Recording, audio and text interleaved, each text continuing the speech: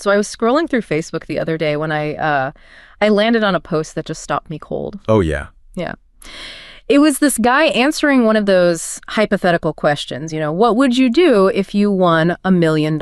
Right, the usual lottery question. Exactly. But instead of, beaches or early retirement, he took this incredibly smug, self-righteous stance.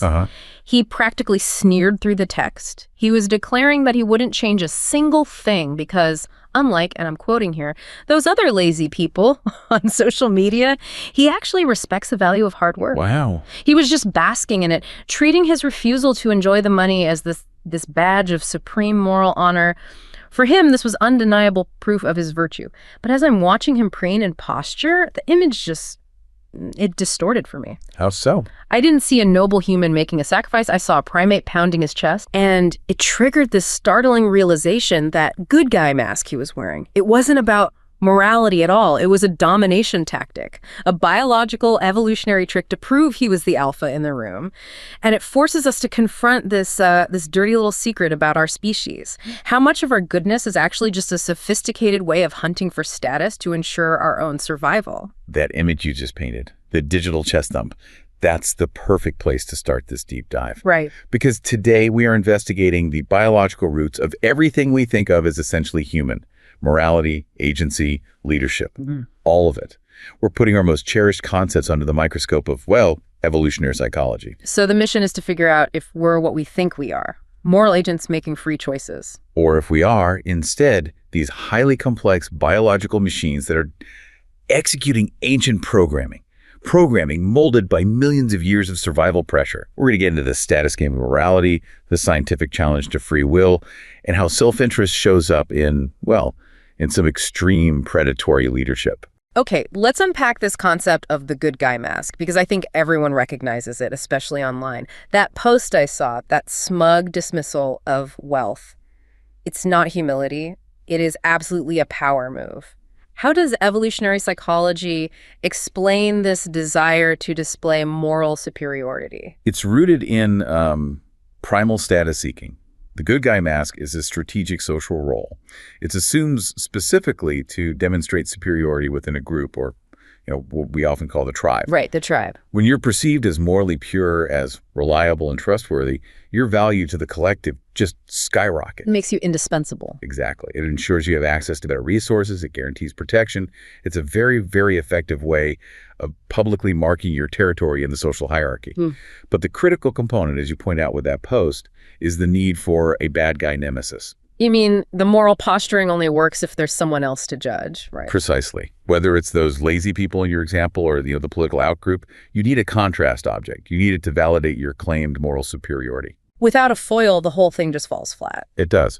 Without a visible foil to measure yourself against, the display of virtue lacks any impact, any visibility. It's like a peacock needing a wide open space to show off its plumage. The public condemnation of the bad guy is necessary to prove the existence of the good guy. So if the ultimate motivation is survival and getting high status, then our most noble acts, our supposed virtues, are really just highly sophisticated status hunts. It's just digital chest thumping on the new savannah. From an evolutionary standpoint, that's the most parsimonious interpretation, yes. Our behavior is fundamentally motivated by the biological urge for survival, and status is a primary proxy for survival in complex social groups. And social media is the new arena for that. It absolutely is. Social media platforms are the new savannah. They're these massive, interconnected public spaces where hierarchical standing is constantly being negotiated and secured. And this is where virtue signaling comes in. 100%. Virtue signaling, posting publicly about how correct or enlightened or morally pure you are. It's a digital survival mechanism. Survival mechanism. Its primary function is to secure your place, to climb the perceived social ladder, and maybe most importantly, to avoid being cast out. Because being cast out was a death sentence. It was a death sentence for our ancestors, so our psychological programming still views social exclusion as the ultimate threat.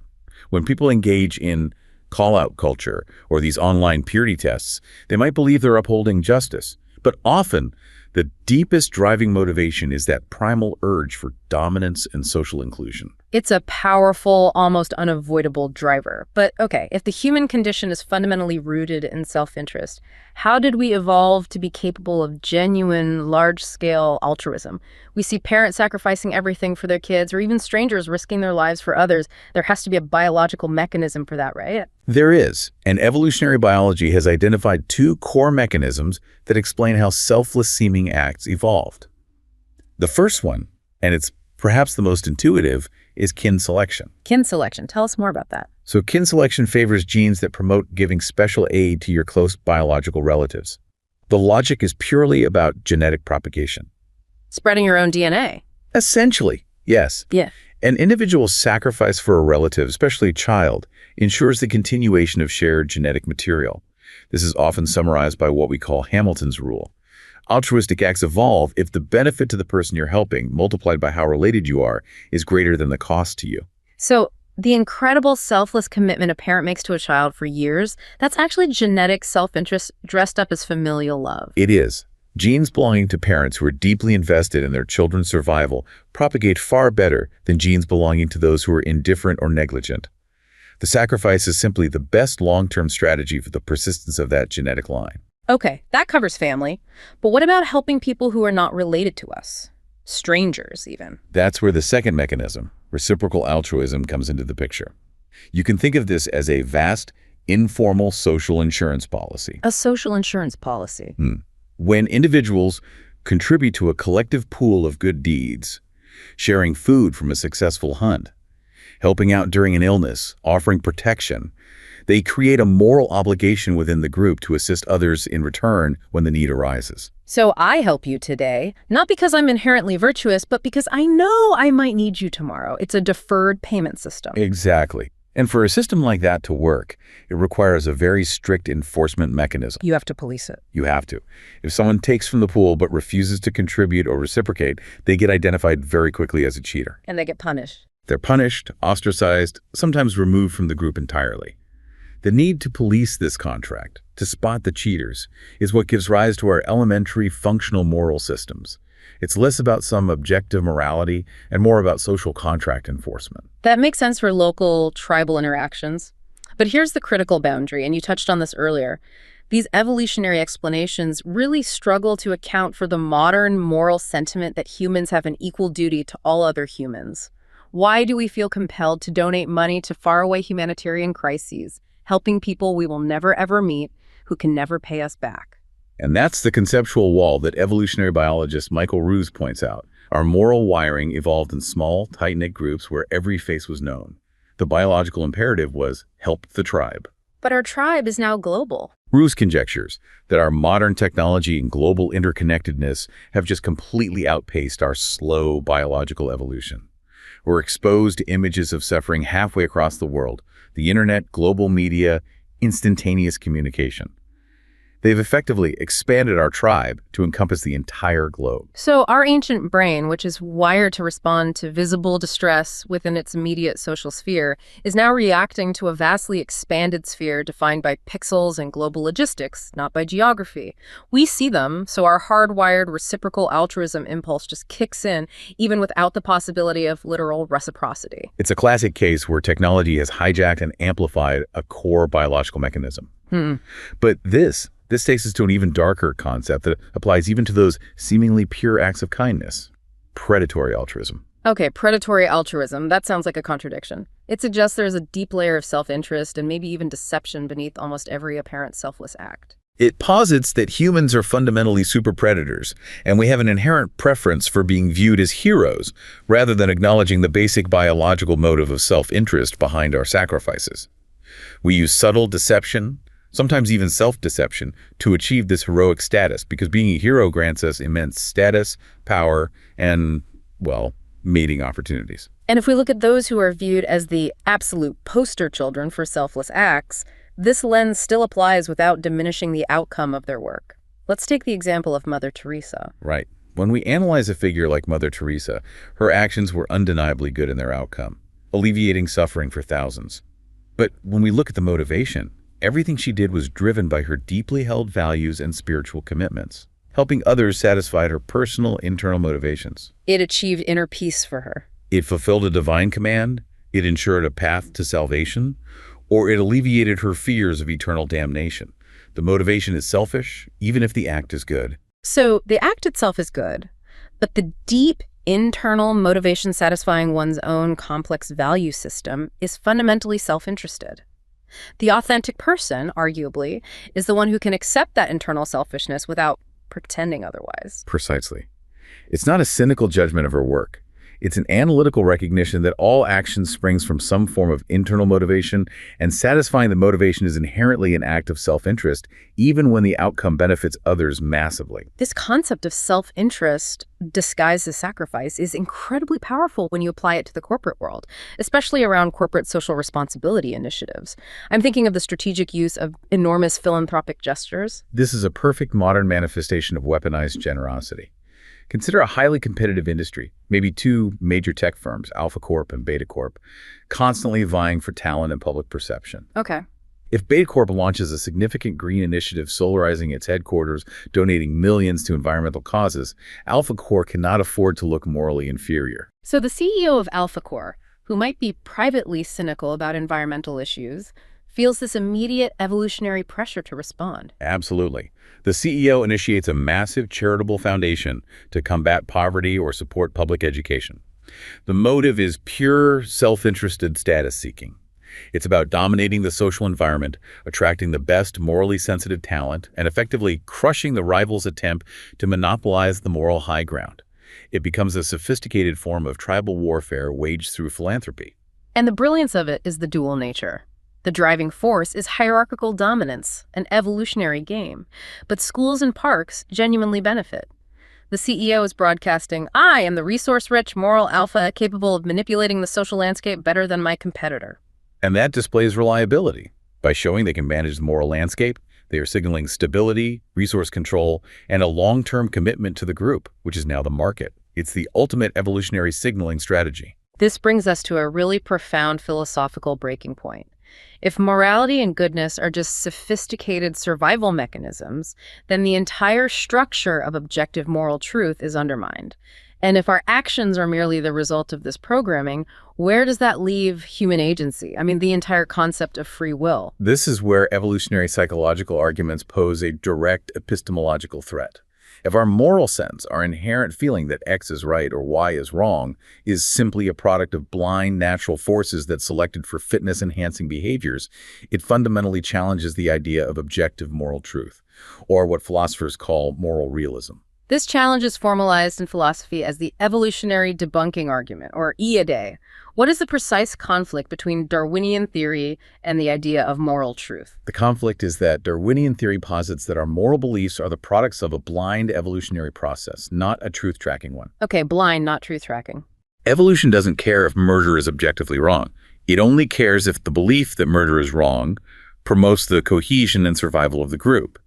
If it does, that belief is selected for, regardless of whether it corresponds to any external objective truth out there in the universe. That distinction, fitness versus truth, is crucial. Let's use that analogy of the belief pill to make the concept of unjustified belief clear. The philosopher Richard Joyce uses this powerful analogy. Imagine a scientist invents a pill that, when taken, makes you believe a specific historical fact. Yeah. Let's say that Napoleon Bonaparte lost the Battle of Waterloo in 1815. Okay. You take the pill, and you genuinely hold that belief. Now, Napoleon did lose the Battle of Waterloo, so the belief is factually correct. Yeah. However, if you later discover that the origin of your belief was this blind, chemically induced process, the pill, and not from studying historical evidence, your belief is rendered epistemologically unjustified. The belief is true, but your reason for holding it is arbitrary and untrustworthy. It makes the belief basically baseless in terms of knowledge. Exactly. Joyce contends that because our moral beliefs, that we shouldn't harm innocents or that we should aid our kin, are the products of this blind and random evolutionary process designed only for fitness, our moral beliefs are epistemologically unjustified. The moral sense is simply an evolved mechanism that happened to keep us alive. Nothing more. I understand the skepticism towards objective moral facts, but is there a scientifically stronger argument that doesn't require us to just discard the idea of morality entirely? Yes, and this leads us to the adaptive link account, ALA. proposed by Sharon Street. This perspective takes the evolutionary pressure as the complete explanation. The ALA suggests that evaluative judgments like the belief that caring for offspring is good or that group solidarity is valuable arose purely because they promoted survival and reproductive success in our lineage. They worked as successful social behaviors. They didn't have to be objectively true or false. They just needed to enhance fitness. Correct. The ALA is scientifically stronger because it's more parsimonious. The older moral realism view, which the EDA challenges, suggests that for our moral sense to be truth-tracking, there must exist these external, mind-independent, evaluative truths floating out there in the world, like Platonic forms, and evolution somehow guided us to perceive them accurately. That seems unlikely. The ALA avoids this complex metaphysical requirement entirely. So instead of saying we care for our kids because it is objectively true that caring for kids is good, the ALA simply says we care for our kids because the ancestors who did so outcompeted the ancestors who didn't. It's simpler, and it requires fewer assumptions about the nature of reality. It relies entirely on observable mechanistic processes, natural selection, without adding these causally inert external truths to the world. It provides a clearer, simpler explanation for why we hold the moral beliefs we do. This entire framework leads us straight into the core challenge to human identity. If our morality is evolutionary programming, then what about our sense that we are autonomous beings in control of our decisions? This brings us to the profound idea that conscious will is an intuitive illusion. The central realization here is that the self, that internal voice we address when we say, I or Bob should choose X, is essentially a concept. It's a volitional identity constructed by the brain. A construct. And science increasingly demonstrates that conscious will is a phenomenal intuitive illusion. The difficulty is that we can't even explain the causes of fundamental biological functions. I mean, we don't consciously tell our hearts to beat or our hormones to release, yet those functions are the prerequisite foundation for every conscious thought or decision we have. Our entire physical machinery is running on this immense biological autopilot. We only become aware of the tiny fraction of behavior that involves decision-making, and then we mistakenly tag that fraction as being entirely authored by our conscious mind.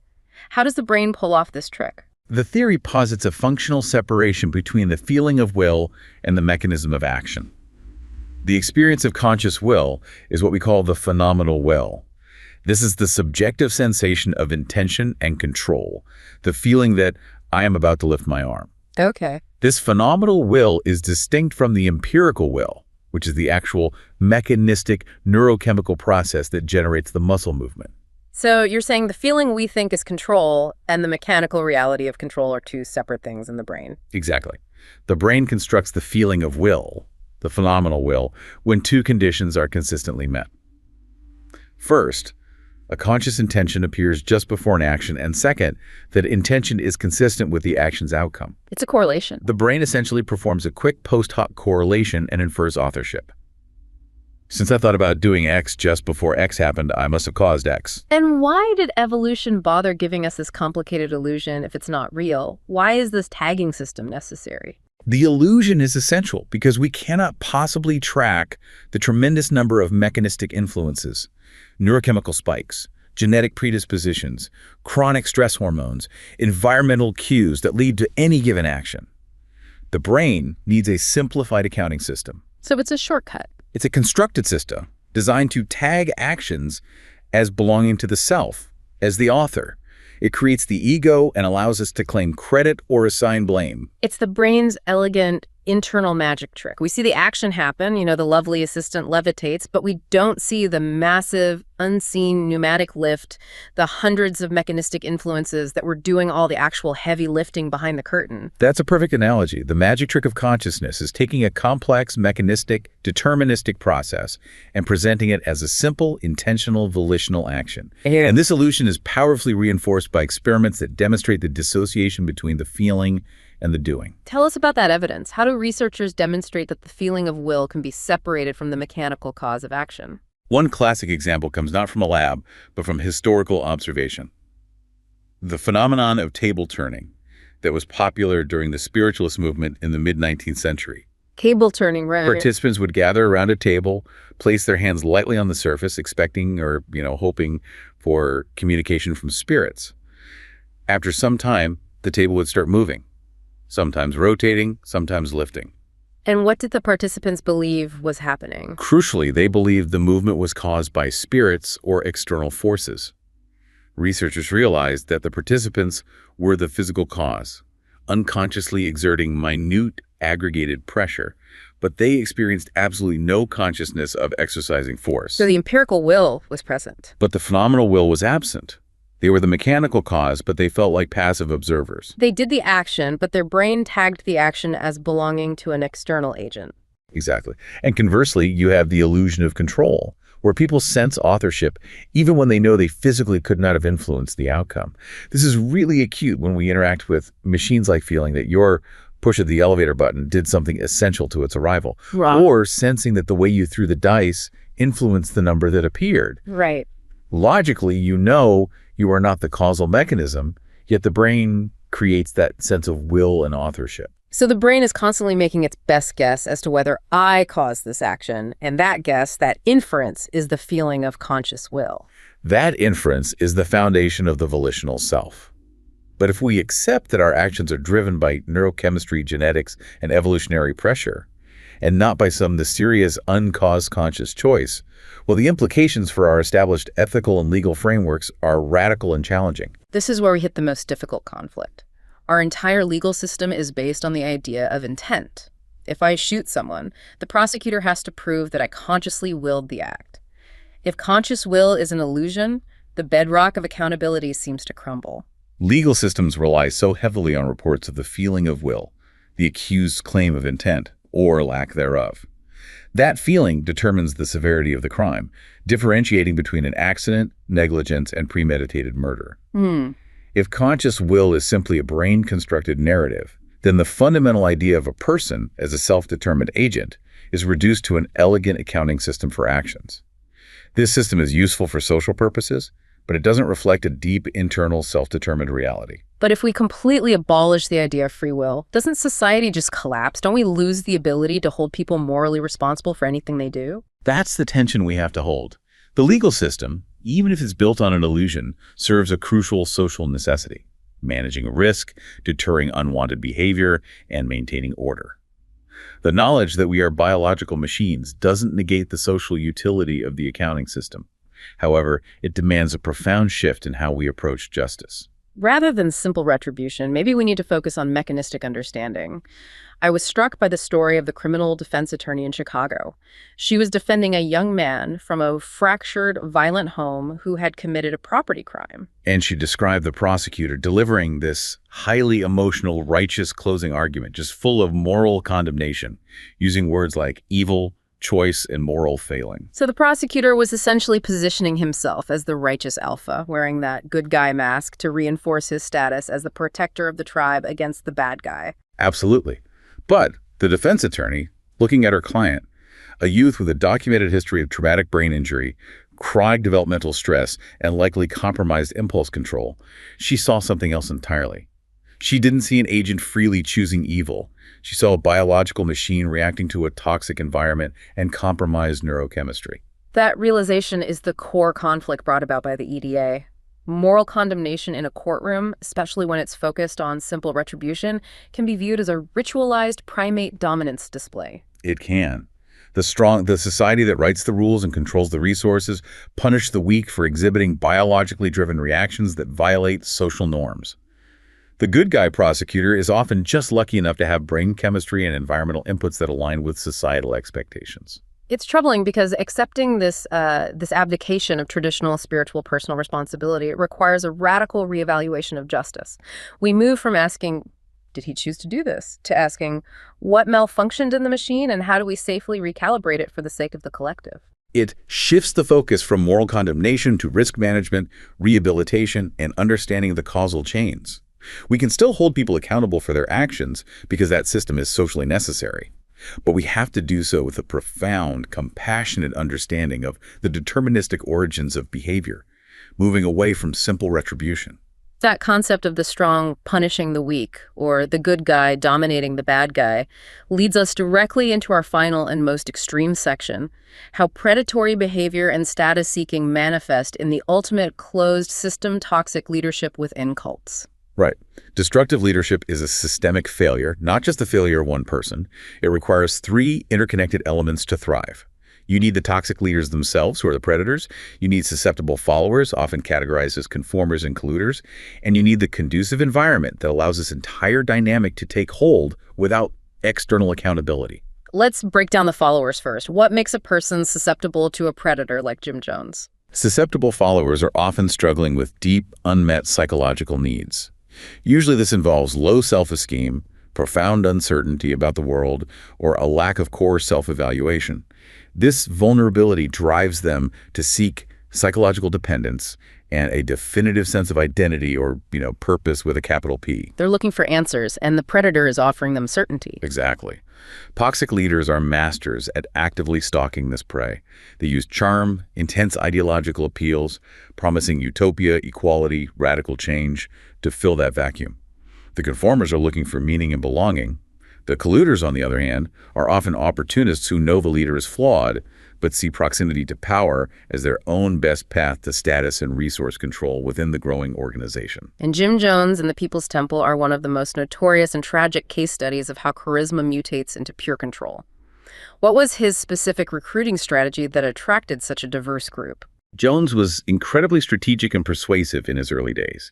He attracted a highly diverse cross-section of society, not just the disenfranchised, but educated professionals, right, political activists, and middle-class families. The initial draw was the honorable mission. What was the mission? His fierce advocacy for racial equality, his provision of social programs, and his promise of a socialist utopia. He used charisma and carefully staged healing services, which were later revealed to be scams, to amplify his perceived supernatural authority, which cemented his early appeal. So people were drawn to the progressive, honorable mission, the ideology, not the leader's decay. How did he then maintain control over such a smart and diverse population? He was a master of leveraging situational leadership in a highly toxic way. Initially, he was the relationship-focused selling leader, wooing people with a vision of radical equality. Once people were committed, often physically moving them to the remote location of Jonestown in Guyana, he performed a strategic and abrupt shift to a task-focused, authoritative telling leader. A shift from inspiration to pure command and control. Absolutely. This controlled, isolated environment was the conducive factor. He leveraged control by rationing everything: guidance, attention, positive feedback, information. This created a desperate psychological dependence among the followers for his approval. And dissent was not tolerated. Dissent was immediately flagged as disloyal, counter-revolutionary, or just negative. Followers became conditioned to ignore their own dissenting inner voices because questioning the leader meant risking social annihilation. That isolation and psychological pressure leads to what's known as sacrificial discipleship. What were the tangible demands Jones placed on his followers to solidify this loyalty? The acts of sacrifice were staggering because they forced followers to commit so heavily that leaving became unthinkable. Survivors reported working 20 hours a day, 7 days a week, often for years, with negligible time off. They were required to relinquish all worldly possessions, houses, retirement funds, salaries, keeping only minimal pocket change. This total commitment creates a massive cognitive dissonance. If you've given up everything, you must believe the leader is right. Otherwise, the sacrifice was meaningless. Precisely. The act of sacrifice solidifies the psychological state known as the power of make-believe. Followers entered a state of mind where they were totally persuaded by deception and self-rationalization. They accepted Jones as a supreme, often divine being, bowing in his presence. And the total submission was reinforced by public shaming rituals, forced confessions, and intense paranoia orchestrated by Jones himself, leading to a state of internal terror known as the White Knights. The environment was designed to eliminate independent thought, turning them into predictable, obedient cogs in the system. It was designed to maintain total submission. Many followers later expressed the deep irony. They were looking for a progressive utopia of equality and community, but they ended up in an oppressive, controlled, fascist environment. The fear of being caught questioning the leader, coupled with the immense investment they had made, kept them trapped. But not everyone succumbed to the ultimate tragedy. For the survivors who planned an escape, there had to be a crucial turning point where the power of make-believe finally broke and they recognized the reality of the predator. Survivors made it consistently clear that their initial loyalty was to the mission, the progressive ideals, and the socialist framework. not the leader's increasingly erratic and dangerous behavior. The turning point was witnessing an event that was totally contrary to that initial honorable cause. This wasn't always just the violence, but the systemic betrayal of potential. Give us an example of that betrayal of potential. One survivor noted the realization that the talented young people in the commune would never be able to use their potential, that the entire system was designed to keep them working on survival tasks, not realizing their dreams of medical school or higher education. The moment the initial vision of social improvement was demonstrably destroyed by the leader's personal narcissism and control, the psychological conditioning began to fracture. That realization that the leader betrayed the sacred shared mission provided the necessary moral justification to break the conditioning and activate their own self-interest, the interest in survival. And breaking away from this toxic control required an internal transformation of self. Survivors who successfully planned an escape under the threat of being killed for defection, rediscovered and leveraged personal characteristics that had been ruthlessly suppressed by the environment. Cleverness, extreme courage, tenacity, and the ability to exercise independent judgment and foresight. They shifted from being dependent followers, defined by the leader, to becoming independent, self-reliant agents defined by their own actions. They had to rebuild their sense of authorship, the very ego the cult tried to erase. And their ability to escape hinged on finding a small group of trusted individuals who shared that new social identity focused on leaving. This demonstrates that even in the most controlled, isolated environment, collective action, even if only among 2 or 3 people, can emerge from biological necessity, which in this case was the necessity of preserving life.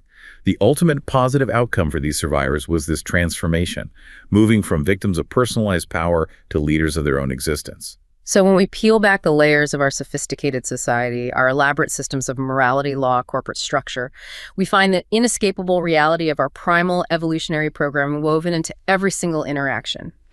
We are fundamentally driven by the need for survival, the pursuit of status, and the ancient biological mechanisms of reciprocity and kin preference. Human existence is defined by this constant, relentless tension between the ancient, status-seeking primate and the constructed conscious self that seeks meaning and morality. Every act, whether it appears grandly altruistic or plainly selfish, is part of a vast, interconnected ecosystem molded by millions of years of survival pressure. Recognizing this dynamic, you live on the planet of the apes, constantly negotiating status and resources, is the ultimate self-awareness tool.